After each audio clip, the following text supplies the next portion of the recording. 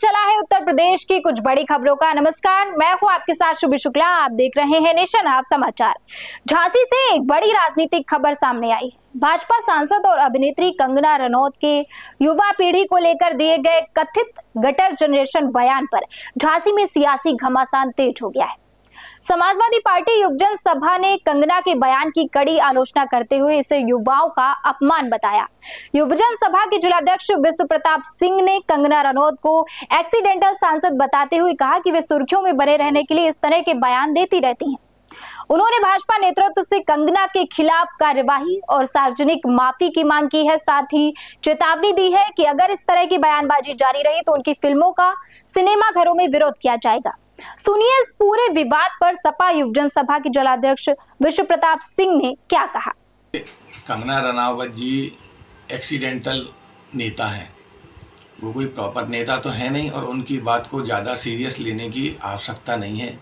वो तो आपने उनके पूर्व के बयानों को देखा होगा। इसी प्रकार के बयान देना उनकी फितरत है और इसी प्रकार से वो पब्लिसिटी लेने के लिए, क्योंकि आजकल आप देख रहे हैं उनकी मूवी तो चल नहीं रही है, तो इस प्रकार से वो फेमस होने के लिए इस प्रकार से बयान देती हैं और वो अपने आका को खुश करने के लिए जिस प्रकार बीजेपी से जो भी लेटर आता है उनको उनकी जो व्हाट्सएप मीडिया है उसके हिसाब से क्या बोलना है, कब बोलना है, उस प्रकार से वो लोग बोलती हैं।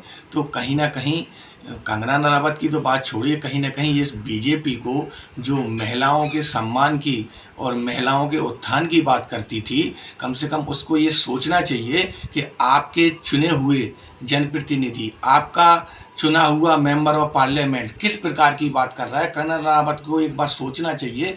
वो खुद एक महिला है और वो महिलाओं के प्रति, जिन लोगों के प्रति वो बात कर रहे हैं जैन जी की, कहीं ना कहीं वो उनकी बच्चों की उम्र की हैं, उनको वो गटर का, नाली का कीड़ा बता रही हैं।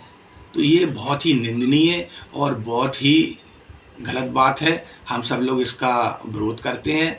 इस प्रकार की भाषा का उन्हें कम से कम कंगना रनावत जी को ये देखना चाहिए कि वो इस समय किस पद पे हैं। कम से कम वो अपनी गरिमा ना रखते हुए लेकिन पद की गरिमा रखते हुए उन्हें इस चीज़ पे विचार करना चाहिए और जो भी उन्होंने बयान दिया है उस पे उन्हें खेद व्यक्त करके माफ़ी मांगनी चाहिए। यही हम सब लोगों का वो है। और अगर वो माफ़ी नहीं मांगेंगी तो फिर देखा जाएगा। नहीं, अगर वो माफ़ी नहीं मांगती हैं और इस प्रकार की अगर बयान उनके आते रहेंगे तो वो थिएटर पे उनकी मूवी नहीं चलने देंगे। ये वो समझ लें, उनको फेमस कर देंगे अच्छे से। समाजवादी पार्टी इस मामले में विरोध करेगी, किस तरीके से विरोध करेगी? नहीं, बिल्कुल विरोध करेंगे। हम लोग वैचारिक लोग हैं, और हम लोग हमेशा, हम समाजवादी लोग वैचारिक लोग हैं। हमारे नेता, कार्यकर्ता, पदाधिकारी गण हमेशा नैतिकता के तौर पे जहां भी लोकतांत्रिक तरीके से जो भी विरोध और प्रदर्शन होता है वो करने के लिए हमेशा जनमानस के साथ खड़े रहते हैं। चाहे वो किसी भी प्रकार से हो, हम लोग विरोध करेंगे और ये बहुत ही निंदनीय और गलत है। उन्हें इस प्रकार का बयान नहीं देना चाहिए। लेकिन हम लोगों को ज़्यादा आश्चर्य इस वजह से नहीं है क्योंकि ये अकेला एक बयान नहीं है। बीजेपी के कल्चर ही यही है। बीजेपी की पूरी राजनीति ही इसी पे टिकी है, लोगों को डेमोलाइज करना, लोगों के प्रति अभद्र भाषा का प्रयोग करना। आपने देखा होगा किस प्रकार से उनके और भी सांसदों ने बहुत सारे गलत बयान दिए। तो ये कोई बहुत आश्चर्यजनक बात नहीं है। वहीं अमेठी से एक चिंताजनक मामला सामने आया है, जहां 12वीं कक्षा में पढ़ने वाली एक नाबालिग छात्रा रहस्यमयी परिस्थितियों में लापता हो गई। परिजनों के अनुसार छात्रा मामा के घर जाने की बात कहकर निकली थी लेकिन वापस नहीं लौटी। 4 दिन तक रिश्तेदारों और परिचितों के यहाँ तलाश करने के बाद भी कोई भी सुराग नहीं मिला तो मां ने पुलिस में अज्ञात के खिलाफ मुकदमा दर्ज कराया। छात्रा के पास मोबाइल फोन भी नहीं था जिससे कि तलाश और भी ज्यादा मुश्किल हो गई है। पुलिस ने मामले की जांच शुरू कर दी है और संभावित ठिकानों व अन्य पहलुओं पर जांच की जा रही है। फिलहाल छात्रा की सकुशल बरामदगी पुलिस की प्राथमिकता बताई जा रही है। वहीं कानपुर देहात की अकबरपुर रनिया विधानसभा सीट से बहुजन समाज पार्टी ने पूर्व नगर पंचायत अध्यक्ष गुड्डन सिंह को अपना प्रत्याशी घोषित किया है। प्रत्याशी बनाए जाने के बाद कार्यकर्ताओं ने उनका स्वागत किया और बड़ी संख्या में समर्थक कार्यक्रम में शामिल हुए। गुड्डन सिंह ने जनता से किए गए वादों पर खरा उतरने का भरोसा दिलाया है और कहा है कि क्षेत्र के विकास तथा जन समस्याओं के समाधान के लिए पूरी प्रतिबद्धता से काम करेंगे। इस अवसर पर कार्यकर्ताओं और समर्थकों के लिए भोजन की भी व्यवस्था की गई। प्रत्याशी की घोषणा के बाद क्षेत्र में राजनीतिक गतिविधियां तेज हो गई हैं। वहीं औरैया में अब तेज रफ्तार वाहन चालकों और हादसे के बाद फरार होने वालों पर पुलिस की नजर और भी ज्यादा सख्त होगी। यातायात व्यवस्था को मजबूत बनाने के लिए जिले को 2 आधुनिक इंटरसेप्टर बुलेट मोटरसाइकिलें मिली हैं। इन वाहनों में हाईटेक कैमरे, सायरन और अन्य तकनीकी उपकरण लगाए गए हैं, जिनकी मदद से ओवर स्पीडिंग करने वाले वाहनों की पहचान कर तत्काल कार्रवाई की जा सकेगी। पुलिस अधीक्षक अभिषेक भारती ने इन इंटरसेप्टर वाहनों को हरी झंडी दिखाकर रवाना किया और बताया कि इनसे सड़क सुरक्षा व्यवस्था और भी प्रभावी होगी। जी, यातायात मुख्यालय लखनऊ से आज जनपद औरैया को 2 इंटरसेप्टर मोटरसाइकिल्स प्राप्त हुई हैं। ये जो हैं मोटरसाइकिल्स ये तमाम तकनीकी उपकरणों से लैस हैं, जहाँ पे भी जो वाहन हैं वो गति सीमा की सीमा को पार करेंगे, वहाँ पे उनको इंटरसेप्ट करेंगे, उनको रोकेंगे और उनका ऑटोमेटिक चालान भी करेंगे। इनमें स्पीड गन लगी हुई है, कैमरास लगे हुए हैं, सायरन्स लगे हुए हैं और ये बहुत ही अच्छी एक तकनीकी पहल है जो जनपद औरैया को प्राप्त हुई है और इसको हम लोग जो है मुख्य मार्गों पर डिप्लॉय करेंगे और इससे हम लोग चालान की कार्रवाई करेंगे।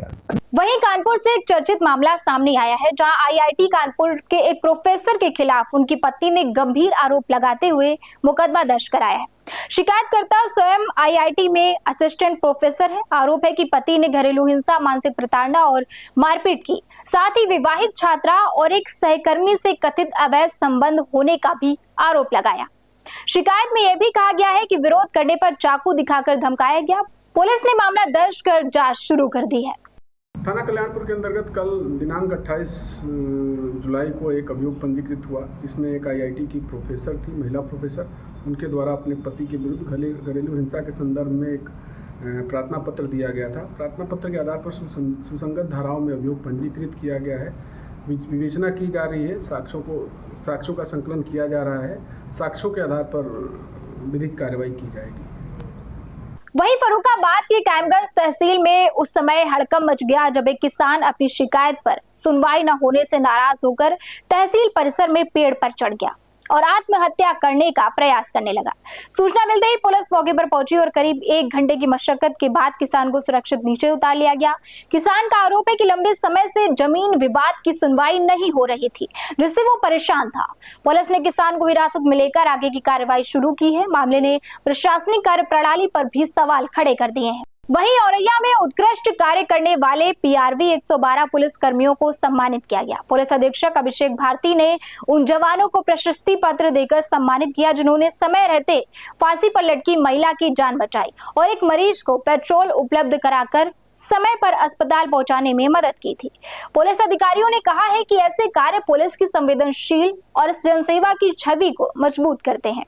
सम्मानित पुलिस कर्मियों ने भी बेहतर सेवा देने का संकल्प दोहराया है। देखिए, पिछले माह हमारे यहाँ पे नियुक्त जो पीआरवीज हैं उसमें 2 पीआरवी ने सराहनीय कार्य किया है। उसमें से एक पीआरवी को कॉल प्राप्त हुई थी कि एक महिला जो है वो आत्महत्या कर रही है और उसने फांसी लगा ली है। तत्काल 5 मिनट के अंदर हमारे पीआरवी के कर्मी वहाँ पे पहुँचे। महिला को उन्होंने नीचे उतारा, तत्काल चिकित्सीय उपचार के लिए उसको हॉस्पिटल पहुँचाया और आज वो महिला जो है वो सुरक्षित है।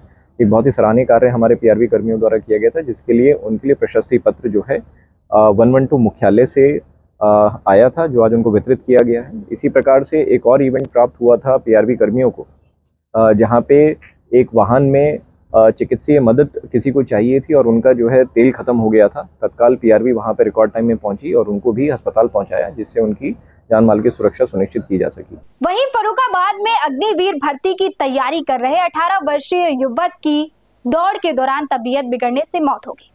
बताया जा रहा है कि दौड़ लगाते समय युवक को अचानक चक्कर आया और सीने में तेज दर्द होने लगा। परिजन उसे तत्काल जिला अस्पताल लेकर पहुंचे, जहां डॉक्टरों ने उसे मृत घोषित कर दिया।